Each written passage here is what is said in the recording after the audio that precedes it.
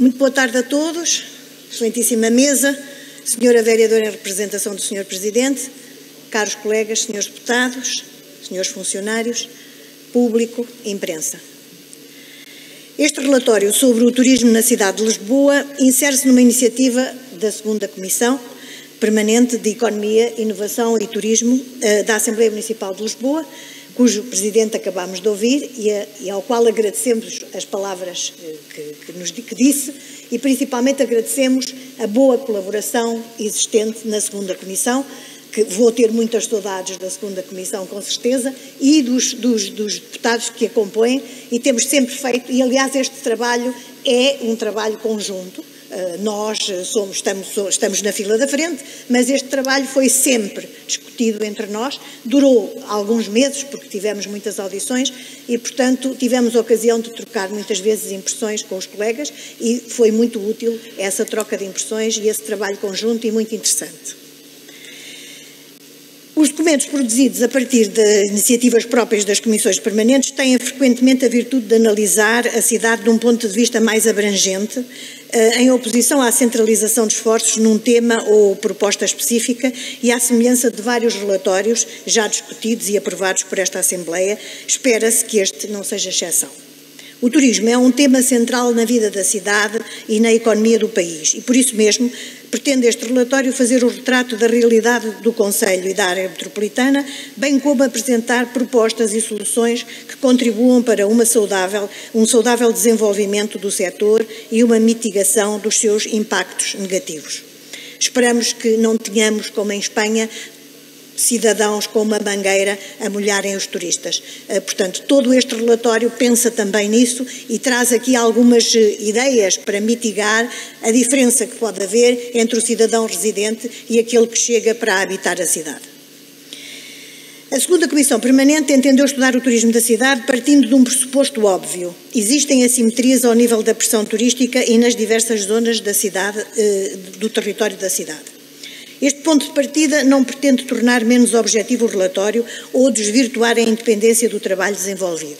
No entanto, a conclusão tirada, antes da análise detalhada, pode parecer estranho, em nada fere o desenvolvimento do trabalho considerando os relatores que este se iniciou, ainda que informalmente, ao longo não só dos trabalhos da Assembleia Municipal, mas também ao longo das nossas vidas e na nossa observação sobre a cidade. Foi através de um conjunto de propostas, intervenções, conversas e audições que se permitiu chegar à resposta ainda antes de existir uma pergunta. A tese desenvolvida aceita e assume esta base, razão pela qual, desde o início, sabemos que existe uma cidade menos visitada. Para melhor compreender a realidade atual, bem como a evolução do setor no passado recente, entendeu a segunda Comissão, sob proposta dos relatores, ouvir um conjunto de personalidades, no caso vertente foram 20 pessoas, e entidades ligadas a diversos setores, nomeadamente a cultura, a economia, o património, o turismo, a hotelaria e os transportes. Muito obrigada. Bem como especialistas em áreas específicas consideradas estratégicas para a fase de caracterização. Além destas, entendeu-se ouvir também responsáveis políticos, nomeadamente as juntas de freguesia e a Câmara Municipal. De forma a produzir o retrato da realidade da cidade, foi desenvolvido um questionário endereçado a todas as juntas de freguesia, algumas responderam, outras não. Foi também decidido convidar algumas juntas de freguesia a estarem presentes na audição. A escolha das juntas de freguesia, foram ouvidas 4 presencialmente, foi feita no sentido de ouvirmos 2 juntas de freguesia com pressão turística, portanto Belém e Santa Maria Maior, e 2 2 que correspondem à cidade menos visitada, Ajuda e Carnide. Entendeu-se escutar, portanto, apenas estas 4 juntas de freguesia. Para concluir a fase de audições, entendeu ainda a Comissão, sob proposta dos relatores, ouvir a Câmara Municipal de Lisboa, não existindo um vereador com delegação de competência na área do turismo, E estando este centralizado na figura do Presidente da Câmara Municipal de Lisboa, decidiu-se dispensar a audição e substituí-la por questões formuladas por escrito. Infelizmente, não recebemos resposta da Câmara Municipal de Lisboa, facto que lamentamos profundamente, porque teria sido interessante ouvir a Câmara Municipal de Lisboa num assunto tão importante para a cidade como é o assunto do turismo e o assunto para os cidadãos e dos incómodos que o turismo pode vir a causar aos cidadãos. Lamentamos muito que o Sr. Presidente da Câmara não se tivesse dignado responder às nossas questões. Lisboa, como disse há pouco o Sr. Presidente, é uma frase que eu digo muito, não tem turismo, como alguns vão dizendo, não tem turismo a mais, não tem excesso de turismo. Tem um turismo mal distribuído pela cidade, desregulado, centrando-se nas zonas mais conhecidas como Belém, Santa Maria Maior, Bairro Alto, Baixo Chiado, Alfama, Moraria e Castelo. Apesar da visibilidade do turismo ser particularmente forte nas zonas anteriormente referidas, existem diversos fenómenos de contágio que devem ser devidamente estudados e analisados. Apesar dos números de visitantes de um determinado museu, monumento ou equipamento cultural, a pendularidade dos movimentos e fluxos turísticos pode ter também impactos naquilo a que se chamou à partida a cidade menos visitada. Precisamente pelo motivo elencado, talvez haja espaço para a definição de uma terceira cidade, a cidade intermédia, que poderá constituir uma surpresa para quem apenas analisou superficialmente as percepções já referidas. Contígua a Belém, a freguesia da Ajuda, que tem um conjunto de património construído e natural da maior importância, na prática recebe apenas uma mínima percentagem dos turistas que visitam Belém. Este fenómeno faz com que a Ajuda, que não apresenta particular afluência nos seus equipamentos mais relevantes, como o Palácio da Ajuda, o Jardim Botânico, o Museu do Tesouro Real, sofra as consequências indiretas da pressão turística a sul, nomeadamente com o impacto no alojamento e na higiene urbana. Este exemplo é elucidativo deste fenómeno e serve para nos ajudar a encontrar novas estratégias para a distribuição sustentável pela cidade a que chamamos menos visitada, especialmente após explorado o potencial até agora negligenciado dos diversos territórios. O Eixo Ajuda Belém, por exemplo, é ilustrativo daquilo que se pretende criar por toda a cidade, promovendo a descoberta integrada de vários locais e equipamentos num percurso já estabelecido e de natural atravessamento. A título de exemplo, depois apresentaremos aqui no ecrã a quantidade de visitas que se podem fazer no Eixo da Ajuda e que estão a ser negligenciadas. A cidade possui uma sinalética, salvo raras exceções, obsoleta, pouco sequencial e sem eixos estratégicos claros que conduzam o visitante. Eu venho há vários anos nesta Assembleia, estou aqui há 16, penso que há 16, vou falando nisto sempre, mas pelos vistos, vozes de burro não chegam ao céu. A sinalética continua muito, muito deficiente em Lisboa. Não estão a ser, neste âmbito específico, aproveitadas as novas tecnologias como complemento fundamental às futuras soluções a implementar, tais como um QR Code, que poderia servir de apoio à identificação de percursos, equipamentos, pontos de interesse e património construído. Da audição dos vários convidados, podemos concluir, por aquilo que eles nos disseram, que há falta de comunicação entre os diversos parceiros da cidade, detentores de património ou de poder de decisão, como o Turismo de Portugal, o Turismo de Lisboa, o Ministério da Cultura, a Câmara Municipal de Lisboa e as respectivas empresas municipais e a Igreja, bem como as administrações de equipamentos privados e ou fundacionais. Este afastamento entre os decisores tem levado a que não exista uma bilhética eletrónica integrada, assente numa plataforma que junte, pelo menos, os equipamentos nos eixos mais pressionados, independentemente da sua tutela, o que permitiria resolver o flagrante excesso de afluência em muitos momentos, como os problemas que este traz à conservação dos espaços, à experiência do visitante, à qualidade de vida dos residentes e à imagem reputacional global da cidade. Esta estratégia, já implementada em muitas cidades do mundo, evita que o visitante perca tempo nas filas e permite que tenha à sua disposição a oportunidade de visitar outros espaços e ou equipamentos igualmente interessantes e menos conhecidos. Agora, recentemente, em Portugal, aliás em Sintra, o Parque Sintra Monte da Lua implementou um sistema desta bilhética, o que tem permitido que não haja bichas no Palácio da Pena, que as pessoas possam ganhar tempo, dizendo-lhe, olha, não pode visitar agora, mas pode visitar mais tarde, vá agora ver outra coisa. E, portanto, esta fórmula é importantíssima, não deve ser assim tão difícil de realizar, uma vez que os parques de Sintra Monte da Lua, que gerem os palácios de Sintra e de Queluz, já a implementaram e funciona bem. No cenário pré-existente da cidade, antes de qualquer intervenção, existem já 2 fatores que, sendo bem optimizados, podem contribuir para uma natural desconcentração do turismo: roteiros temáticos e eixos estratégicos. Os eixos estratégicos já estão presentes no território e, apesar de poderem ser ajustados pontualmente, caracterizam-se por uma rigidez na sua implantação. O eixo ribeirinho, por exemplo, está sempre condicionado com a presença do rio, sendo imutável. O eixo central, motivado pela abertura das avenidas da Liberdade, Fontes Pereira de Melo e República, é igualmente rígido. A estratégia a desenvolver nestes eixos terá de ser naturalmente adaptada à sua irremediável presença. Os roteiros temáticos, ao contrário dos eixos estratégicos, são sem fim e têm uma enorme liberdade de definição, tendo em conta a sua natureza mutável e efêmera em muitos casos.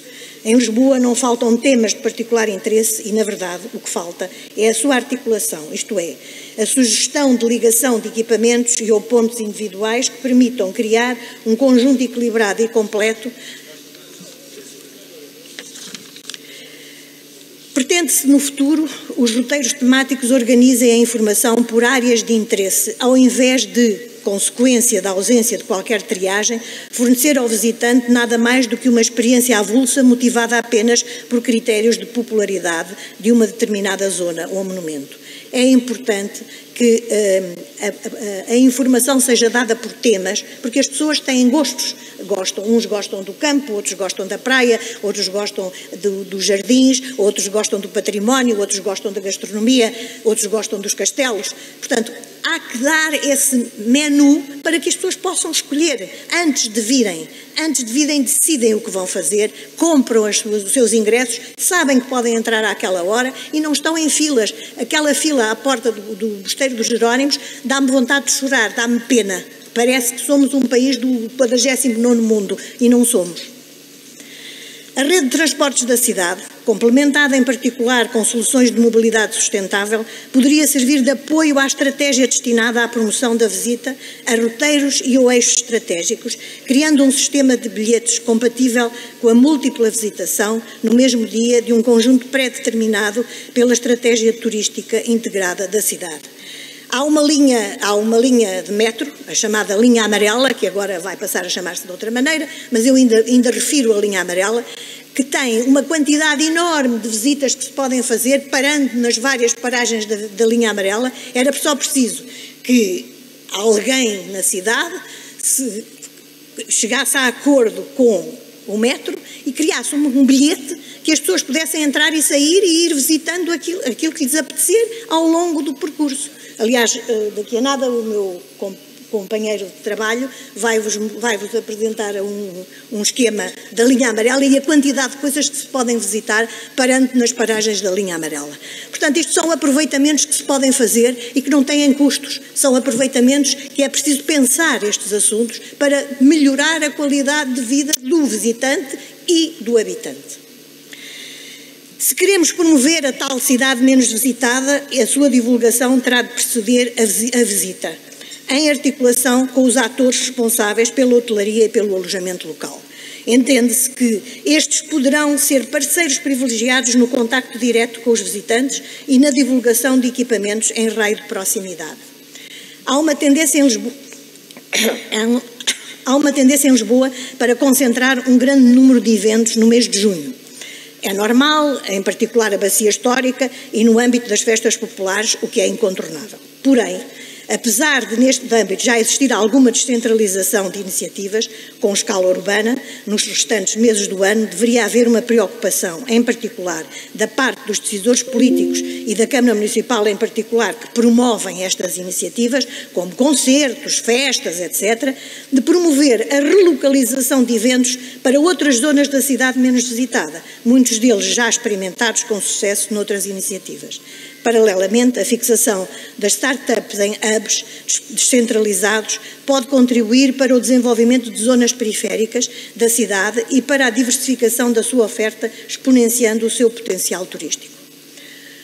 Agora vou-me dedicar aqui um momento ao torreão do Poente do Terreiro do Paço. O torreão Poente do Terreiro do Paço pertence à Câmara de Lisboa neste momento,